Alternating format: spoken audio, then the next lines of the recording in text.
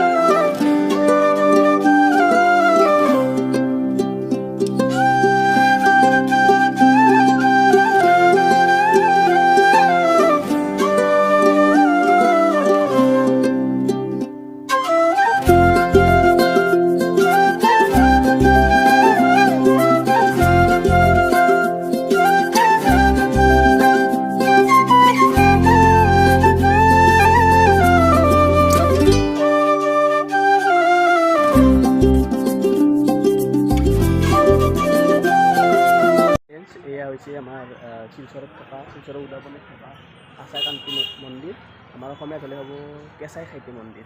তো যিসকল আমাৰ ব্ৰহ্মপুত্ৰ ভেলীৰ মোৰ ভিউৱাৰ্ছবিলাক আছে ব্ৰহ্মপুত্ৰ উপত্যকাত থকা, তো তেওঁলোকে যদি কেতিয়াবা শিলচৰত আহে গতিকে এইটো তেখেতসকলে চাব পাৰিব, ইয়াত দৰ্শন কৰিব পাৰিব এই মন্দিৰ। গতিকে এই মন্দিৰ মই দৰ্শন কৰিলোঁ, খুব ভাল লাগিছে মন্দিৰ। ইয়াৰ শিৱ মন্দিৰ, সেইফালে আমাৰ কালী মন্দিৰ আছে মাৰ। তো আপোনালোকে আহক আৰু এই মন্দিৰ দৰ্শন কৰক আৰু মাৰ আশীৰ্বাদ লওক।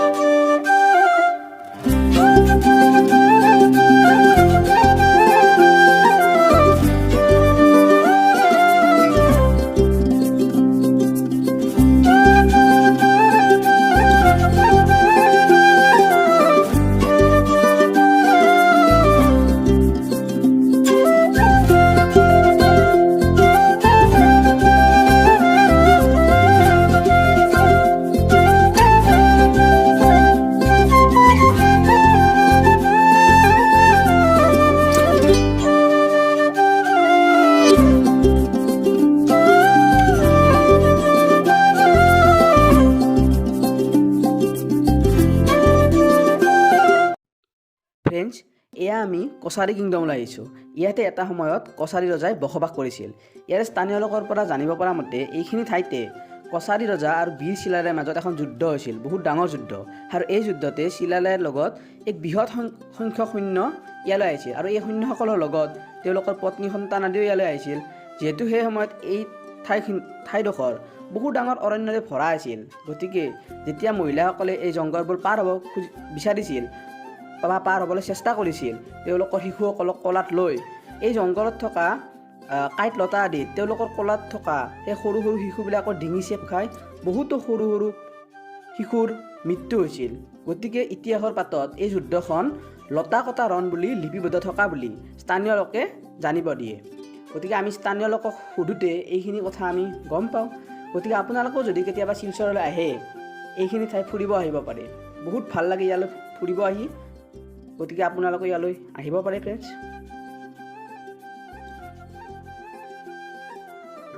আজিলৈকে ভিডিঅ'টো ইমানটি আহিছিল। আশা কৰোঁ আপোনালোকে ভিডিঅ'টি চাই ভাল পালে আৰু শেষলৈকে চালে। যদি ভিডিঅ'টি চাই ভাল পালে তেনেহ'লে লাইক, কমেণ্ট, শ্বেয়াৰ আৰু চেনেলটো ছাবস্ক্ৰাইব কৰিবলৈ নাপাহৰিব। তেনে আজিলৈকে বাই, ধন্যবাদ, জয় আই অসম।